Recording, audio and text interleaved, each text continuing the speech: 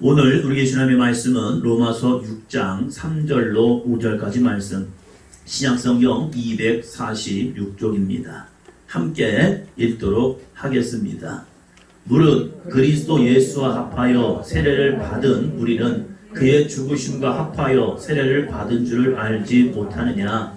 그러므로 우리가 그의 죽으심과 합하여 세례를 받음으로 그와 함께 장사되었나니 이는 아버지의 영광으로 말미암아 그리스도를 죽은 자 가운데서 살리심과 같이 우리로 또한 새 생명 가운데서 행하게 하려 함이라. 만일 우리가 그의 죽으심과 같은 모양으로 연합한 자가 되었으면 또한 그의 부활과 같은 모양으로 연합한 자도 되리라. 아멘. 나에게 계시는 하나님의 말씀입니다. 성경을 들고 믿음으로 선포하시겠습니다. 같이 합니다. 나는 성령님께 순종합니다. 나는 이웃에게 복음을 전합니다. 나는 이웃을 섬깁니다. 할렐루야. 옆 사람 보면서 한 주간 당신을 섬기겠습니다. 가까운 이웃, 가까운 우리들 주변의 사람들부터 먼저 잘 섬겨주셔서 정말 하나님의 거룩한 사랑이 옆 사람을 통하여서 하나님 정말 살아계십니다. 이 거룩한 고백의 역사가 있기를 바랍니다. 나에게 선포합니다. 나는 그리스도입니다. 여러분 한 주간 동안 나는 그리스도입니다. 이 정체성을 가지고 세상의 유혹, 악한 사단마귀의 유혹에서 승리할 수 있는 여러분 되시기 바랍니다. 거룩한 승리가 여러분의 삶을 복의 통로로 바꾸어 주실 줄로 믿습니다. 신명기 말씀과 여호수아 말씀을 통해서 선택하라고 말합니다. 너의 앞에 복과 저주가 있대요. 여러분 지금 가는 길이 여러분이 지금 선택했기 때문에 왔던 길입니다. 내일의 길은 오늘의 선택을 통하여 내일이 열리고 있다는 사실입니다. 오늘 우리는 어떠한 선택을 할 것인가? 나는 그리스도입니다. 믿음을 가지고 주 예수를 선택하고 주 예수와 동행한다면 여러분의 내일은 분명히 하나님의 거룩한 복의 통로가 될 줄로 믿습니다. 두 번째입니다. 나는 예수님과 함께 부활합니다. 부활의 신앙 믿고 여러분 오늘 말씀처럼 다시 시작하여서 부활의 영광이 단순히 2000년 전에 예수님 부활로 끝나지 말게 하시고 나의 삶에, 나의 현상 속에, 나의 모습 속에, 나의 직장과 사업장 속에 부활, 다시 일어나는, 다시 회복되는 축복의 삶이 되기를 주의 이름으로 축원합니다. 기독교의 상징은 십자가와 부활입니다. 십자가와 부활. 십자가만 있다면 그리스도의 복음은 이 땅에 전파되지 않았을 겁니다. 왜요? 고통을 좋아하는 사람, 고난을 좋아하는 사람, 죽음을 좋아하는 사람 없습니다. 권력을 가지면 어떻게 더 오래 살까 고민하고 근심합니다. 그래서 불로초를 먹기 위해서 진시황은 사람들을 보내는 거죠. 야, 나 영원히 살고 싶어. 그래서 지하 궁전을 만들어 놓고 내가 죽고들어가면 거기다 묻으라는 거예요. 나 거기서 또 통치하고 싶다는 거예요. 이게 인간의 욕심 아닙니까? 그런데 죽음을 바라본다, 죽음만을 바라본다, 십자가만 있다, 그러면 이 기독교는 전파되지 못했을 겁니다. 그런데 이 기독교가 왜 전파됩니까? 십자가와 부활이 있기 때문입니다. 할렐루야. 때로는 내 안에 죽음으로 향하여 간다 할지라도 그 죽음이 끝이 아니라 우리는 부활의 신앙이 있기 때문에 그래요. 내 안에 절망이 온다 할지라도 그 절망만 바라보고 산 것이 아니라 또 다른 소망을 바라보고 나아가는 거예요. 어제 이렇게 비바람이 쳤음에도 불구하고 다시 또 해가 뜨는 것처럼 우리의 인생이 그렇다는 거예요. 겨울이 와서 모든 것이 다 죽음인 것 같지만 다시 봄이 옴을 통하여서 아름다운 꽃이 피고 아름다운 잎이 생성됨을 통해서 또 다른 열매, 새로운 열매를 향하여 나아가고 있다는 사실입니다. 우리 4대 인전교회가 어떤 환경과 상황과 여건에 있다 할지라도 절망을 바라보지 말고 소망을 바라보며 하나님의 말씀 의지하며 나아갈 때에 오늘도 우리를 통하여 행하시는 여호와의 구원을 바라볼 수 있는 믿음의 삶이 되기를 주의 이름으로 축원합니다. 십자가는 죽음이에요. 그것은 죽음입니다. 그러나 부활은 또 다른 생명이라는 거예요. 죽음과 생명, 이것이 하나 될 수 있습니까? 아니에요. 죽음이 오는 순간 이제 끝났나 보다 생각합니다. 그런데 예수님은 우리에게 죽음으로 끝을 내지 아니하시고 부활의 영광을 통해서 너희들 끝나지 않아. 우리의 인생 자체가 죽음이 온다 할지라도 이 죽음을 통하여 끝나는 것이 아니라 다시 한번 소망 되신 예수 그리스도를 바라보고 저 천국을 향해 나가는 하나님의 거룩한 백성이 되라고 우리에게 부활절을 주고 있다는 사실입니다. 로마서 8장 2절입니다. 같이요. 이는 그리스도 예수 안에 있는 생명의 성령의 법이 죄와 사망의 법에서 너를 해방하였습니다. 아멘. 어쩌면 이 죽음과 생명은 모순되는 말입니다. 아니 죽음은 끝나든지 아니면 생명이 있든지 이 두 가지는 공존할 수 없다고 생각합니다. 그러나 그리스도 안에서는 공존된다는 거예요. 다시 된다는 거예요. 그리스도 예수 안에 있는 생명의 성령의 법, 내 안에 있는 예수 그리스도의 말씀의 법, 하나님의 능력의 법이 내 삶에는, 인간에게는 분명히 죽음 옵니다. 어렸을 때든지 아니면 성장할 때든지 아니면 장년이 되었든지 아니면 노년이 되었든지 분명히 죄의 값으로 사망이 오고 있다는 거예요. 그것은 인류가 피할 수 없는 원죄의 모습이기도 합니다. 그러나 이 죄 가운데 사망이 오지만 우리의 인생 가운데 예수 그리스도 안에 있을 때 그 죄와 사망의 법이 너를 뭐 했느냐? 한번 답니다. 해방하였습니다. 해방이라는 게 뭐예요? 붙잡혀 있다가 매여 있다가 죽음으로 돌아갔다가 해방, 자유케 되는 거예요. 그 사망이, 그 죽음이 우리를 올가매지 못하고 예수 그리스도의 생명의 성령의 법, 부활의 영광을 통해서 우리도 다시 일어날 수 있다는 겁니다. 할렐루야. 그래서 믿는 자에게는 부활을 믿고 소망하며 나아갑니다. 그래서 부활이라는 것은 다시 시작하는 거죠. 드라마나 영화를 보면 주인공이 죽으면 어떻게 되죠? 끝나요. 주인공이 죽으면 모든 것은 다 끝나게 되어 있어요. 우리의 인생도 어쩌면 이 죽음이라는 것을 끝난다라고 생각할 수 있어요. 세상 사람들은 그래요. 내가 죽으면 끝인데 뭐. 그래서 자신의 삶을 정리하는 거죠. 재산도 정리합니다. 왜요? 끝났다라고 생각하니까. 그러나 우리의 신앙은 이 죽음을 통하여 끝이 아니라 죽음은 또 다른 시작입니다. 하나님의 나라에 대한, 하나님의 영광에 대한, 하나님의 보좌 앞으로 나가는 영원한 천국의 시작점이 되고 있다는 사실이고, 우리는 죽음을 통하여 썩어지는 인생이 아니라 신령한 몸으로 거듭나는 부활체의 영광을 바라보며 나가는 믿음의 삶이 될 줄로 믿습니다. 그래서 오늘 제목을 한번 같이 합니다. 시작. 다시 시작. 부활. 부활이란 건 무엇이냐? 다시 시작이라는 거예요.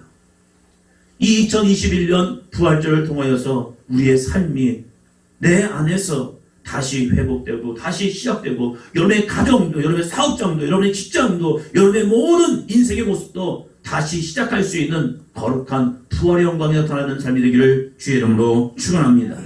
이 부활을 다시 시작하기 위해서는요, 뭐가 필요하냐? 한번 답니다. 믿음과 용기, 결단. 할렐루야. 믿음과 용기, 결단이 필요한 거예요. 믿음은 무슨 믿음이요? 나 할 수 있습니다. 나 일어날 수 있습니다. 나 다시 시작할 수 있다는 믿음이요. 난 안 돼. 나 못해. 나 끝났어. 이사면 안 돼요. 그러나 우리에게는 예수 그리스도 바라보면서 믿습니다. 예수님 다시 살아나셨기 때문에 나의 가정도 다시 회복되고 나의 삶도 다시 일어나며 내 안에서 있는 무기력과 불능력도 떠나가고 주님이 주신 소망을 통하여 내 안에서 그 믿음 가지고 나아갑니다. 할렐루야. 용기가 필요해요. 한 번 넘어졌는데 또 넘어질까봐 염려가 된단 말이에요. 걱정한단 말이에요. 그럴 때 두려워하지 말라, 놀라지 말라. 나는 내 하나님이 됩니다. 그래요. 내가 하나님을 의지하면서 용기 가지고 나갈게요. 할렐루야. 그리고 결단해야죠. 이제 해봐야지. 다시 한번 도전해봐야지. 그리고 다시 한번 일어나봐야지 하고 용기를 내고 일어서는 거예요. 그럴 때 하나님은 다시 시작하는 저와 여러분에게 하나님의 영광이 나타나는 삶이 될 줄로 믿습니다. 첫째, 같이요. 누가 부활을 경험할 수 있습니까? 누가 부활을 경험할 수 있을까? 성경은 우리에게 부활의 전제 조건을 이야기합니다. 전제 조건이 뭐예요? 먼저 해야 나타난다는 거잖아요. 3절, 4절입니다. 같이요. 무릇 그리스도 예수와 합하여 세례를 받은 우리는 그의 죽으심과 합하여 세례를 받은 줄을 알지 못하느냐? 그러므로 우리가 그의 죽으심과 합하여 세례를 받음으로 그와 함께 장사되었나니 이는 아버지의 영광으로 말미암아 그리스도를 죽은 자 가운데서 살리심과 같이 우리로 또한 새 생명 가운데서 행하게 하려 함이다. 아멘. 부활을 경험하기 위해서 필요한 것이 무엇인가? 먼저 죽어지는 믿음이 필요하다는 겁니다. 공동체 놀이 가운데에서 상호 신뢰에 대한 놀이가 있습니다. 앞에 사람을 세우고 뒤에 사람을 세웁니다. 앞에 사람이 눈을 감고 뒤에 사람이 이제 일단 등에다가 손 한번 대주고 나 너 있어 이걸 알려줘요. 그러고 나서 이제 앞에 선 사람이 눈을 감고 뒤로 훅 넘어집니다. 무릎을 굽히지 않고 뒤로 훅 넘어집니다. 뒤에 사람이 없이 넘어지면 그 사람 어떻게 되죠? 뒤통수 깨집니다. 그런데 신뢰하는 그 공동체들이기 때문에 뒤에서 그 사람을 받아줍니다. 앞에 사람은 아무도 보이지 않아요. 눈을 감았기 때문에, 그리고 앞에는 사람이 없기 때문에 보이지 않지만 그 사람이 뒤로 훅 넘어지면요, 사람이 뒤에서 받아줌을 통해서 내 안에, 내 앞에는 아무도 없을지 모르지만 내 뒤에서 나를 받아줄 수 있는 신뢰하는 사람이 있다면 나는 기꺼이 넘어져도 다시 일어날 수 있다는 사실입니다. 할렐루야. 그래서 상호 신뢰에 대한 그러한 공동체 논리를 하기도 합니다. 우리의 인생 가운데도 마찬가지예요. 나 혼자 가는 인생이라면 분명히 넘어지고 쓰러질 일이 많습니다. 때로는 죽을 일도 있습니다.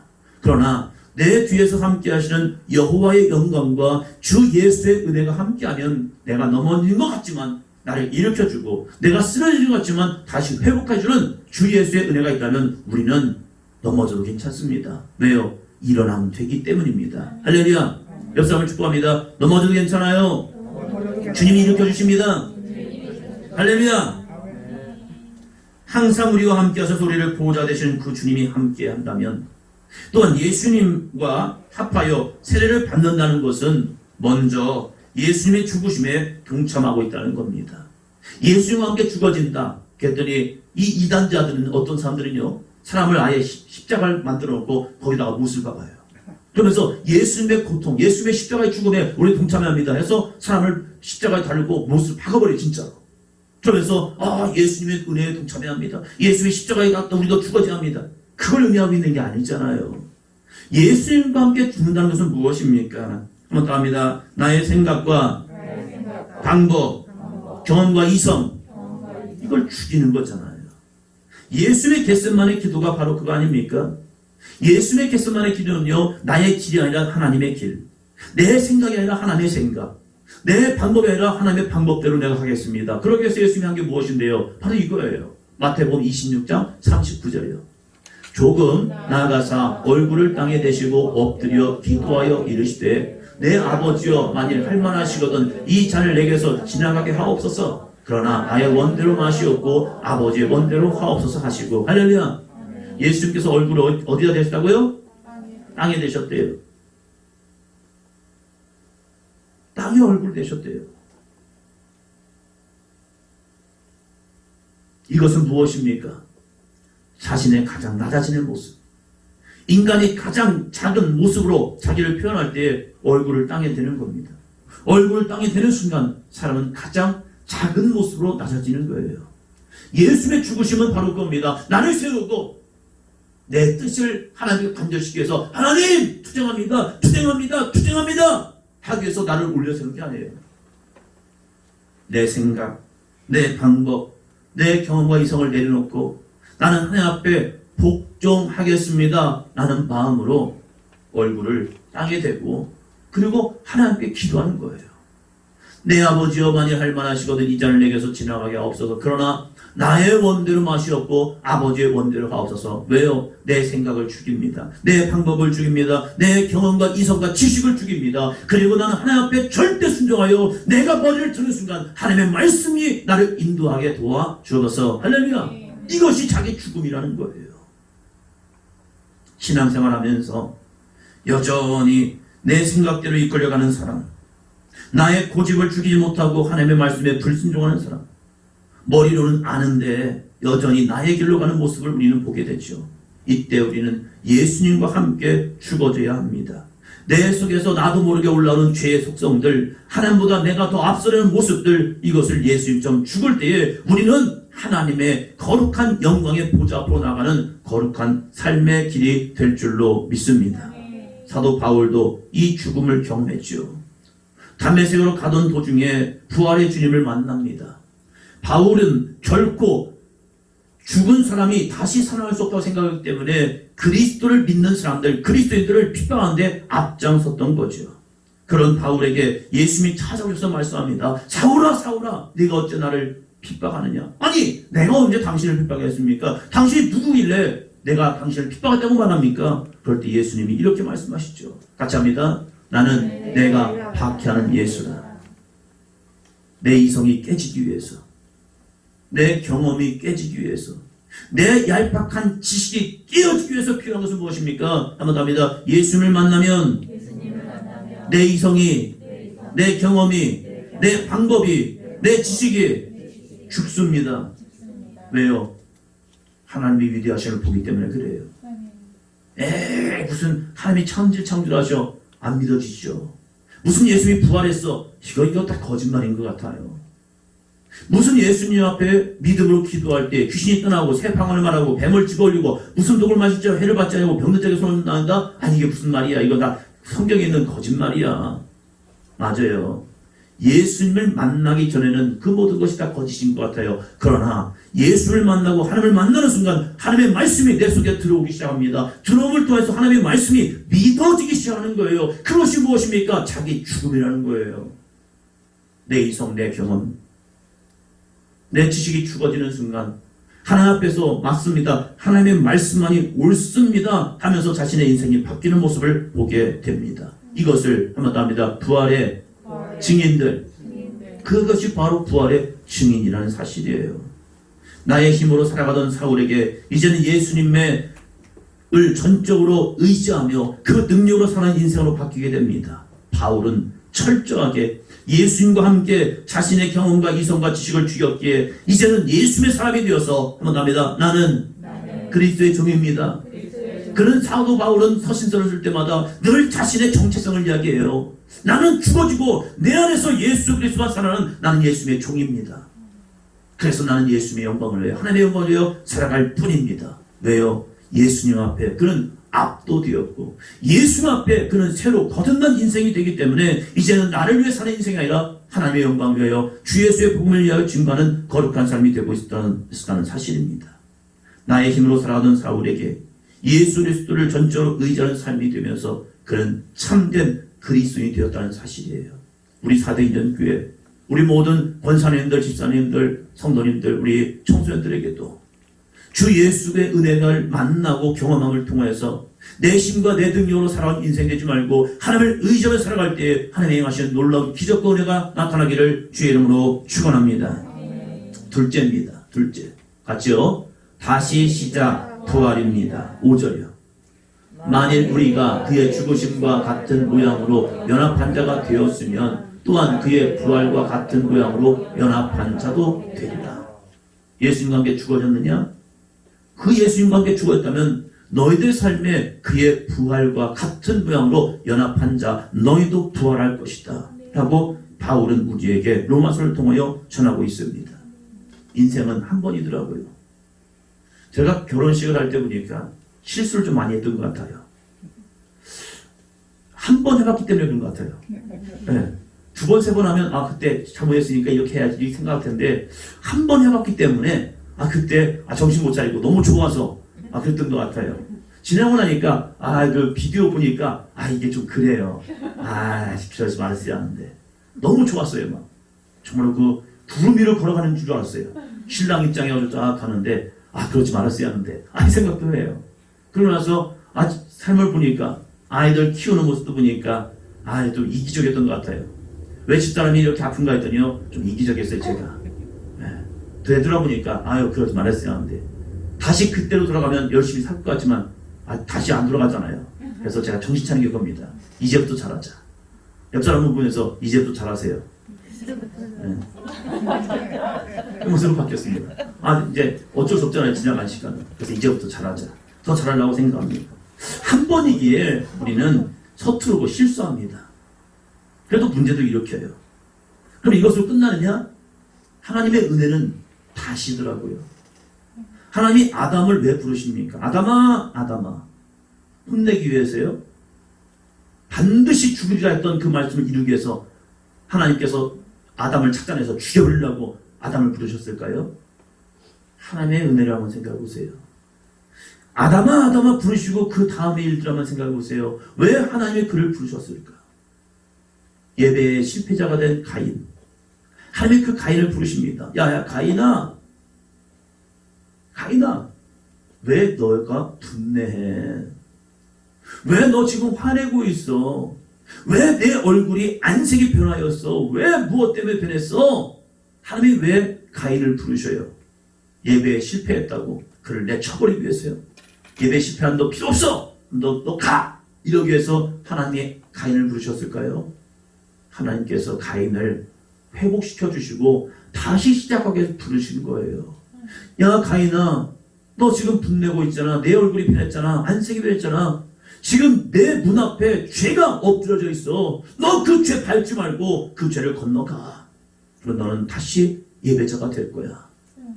다시 하기 위해서 하나님은 그를 부르셨다는 사실이에요. 예수님을 핍박하던 사울을 왜 하나님이 부르십니까? 사울아 사울아. 왜 부르셔요? 너 나를 믿는 사람들을 핍박했어?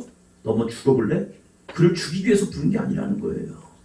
하나님께서, 주님께서 이 사도 바울을 변화시켜서 다시 기회를 주시고 다시 시작함을 통하여 부활의 영광을 증거하는 믿음의 사람을 되기 위해서 불러주신 줄로 믿습니다. 그렇다면 저와 여러분을 왜 부르셨을까요? 하나님께서는 왜 여러분을 부르셨을까요? 인생의 짐을 지고 남편으로서, 아내로서, 직장인으로서, 사업장을 운영하는 CEO로서, 또한 우리들의 자녀로서 바쁘고 힘들고 어려운 삶을 사는 우리들을 왜 하나님이 부르시냐 이거예요. 야, 주일날 쉬지 말고 교회 와서 열심히 일하고 수고함을 통해 더 피곤해라 해서 불러주셨을까요? 야, 새벽에 잠자지 말고 일어나서 기도해. 내 남편을 위해서 기도하면 내 남편이 응답받잖아. 그래서 남편을 위해 기도하는 아내가 돼 하겠어 불러주셨을까요? 야, 저녁에 놀지 말고 교회 와서 기도해. 그래야 하나님께 할 거 아니야 해서 우리에게 피곤하기 위해서 우리를 불러줬을까요? 아니에요. 하나님의 부르심에는 분명한 목적이 있는데 다시 회복, 다시 시작, 다시 일어나 그 부활의 영광을 증거하기 위해서 우리를 불러주신 줄로 믿습니다. 그런데 아담은 그걸 깨닫지 못했죠. 그래서 핑계하고 있는 거죠. 저 여자 때문에 내가 죄를 저질렀습니다. 가인은 자신 속에 있는 동생을 죽이고 싶은 마음, 그 마음을 꺼내놓지 못하는 거예요. 하나님, 맞아요. 제 안에 동생이 밉네요. 동생을 죽이고 싶네요. 이 마음을 좀 제거해 줄 수 있도록 하나님 역사해 주세요 라고 해야 하는데 자기를 감추어버리고 자기를 속여요. 나 안 그런데, 나 안 그래요. 나 동생 사랑해요. 나 동생 좋아해요. 나 동생과 함께 놀 거예요. 보세요, 들판가 놀 거예요 해놓고서 쳐 죽여버리는 그런 가인의 모습. 하나님이 기회를 줬음에도 불구하고 그 기회를 성도리째 잃어버리는 그들의 신앙. 그러나 사울은 예수 그리스도를 만나고 다시 시작하는 은혜를 그가 만나봤기 때문에, 그 부활의 주를 만났기 때문에 그는 자신의 과거를 완전히 죽여버리고 새로운 사람으로 거듭나 주 예수의 복음을 증거하는 믿음의 사람이 됩니다. 할렐루야. 그래서 그는 이렇게 우리에게 전합니다. 우리도 부활하자고요. 어떻게 부활하자고요? 고린도후서 6장 9절로 10절입니다. 같이 읽습니다.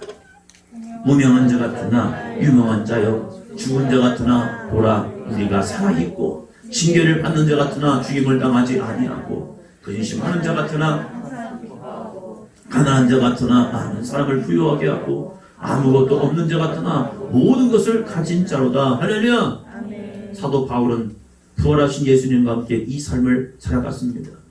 사도 바울은 무명한 자였습니다. 그가 뭐 얼마나 유명했겠습니까? 그런데 하나님은 그가 예수 그리스도를 만나고 예수 그리스도를 증거하는 믿음의 삶을 통해서 그는 어떤 누구보다도 유명한 사람이 됐다는 사실이에요.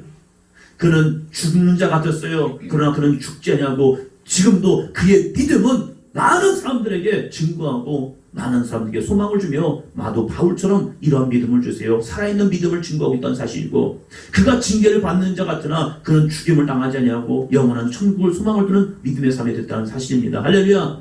그는 근심하고 있었으나 그는 항상 주님 안에 있기 때문에 사람들에게도 증거합니다. 나는 기뻐하노라, 기뻐하노라, 기뻐하노라. 주 예수를 만나기 때문에 더 이상 근심 걱정이 나를 주장하지 않냐고, 내 안에 있는 모든 근심 걱정은 예수로 떠나가게 하시고 내 안에 늘 주 예수는 기쁨과 평안이 있게 하여 주옵소서. 할렐루야. 많은 그는 가난한 자였던 것 같고 그는 아무것도 주인 것이 없지만 늘 많은 사람을 부욕케 하는 은혜의 역사를 증거하는 사람이 되었고, 그가 기도하는 축복의 기도를 통해서 많은 사람들이 회복되고 치유되고 일어나고 그가 강하게 되고 강성하게 되는 은혜를 경험하는 역사를 증거하는 사도 바울이 되었죠. 그는 아무것도 없는 자 같았지만 모든 것을 가져서 예수의 생명으로 죽은 자까지 살리는 기적을 경험하고 병든 자를 고치고 절망 속에 있는 자들에게 소망을 줄 수 있는 아름다운 믿음의 삶이 된 줄로 믿습니다. 우리 사도인전교회 성도 여러분, 우리 사도인전교회는 7년의 시간을 지나옵니다. 그 7년의 시간을 되돌아보면서 시간을 보면 실수도 하고 넘어지기도 하고 죄를 이기지 못하기도 했던 시간이 있었습니다.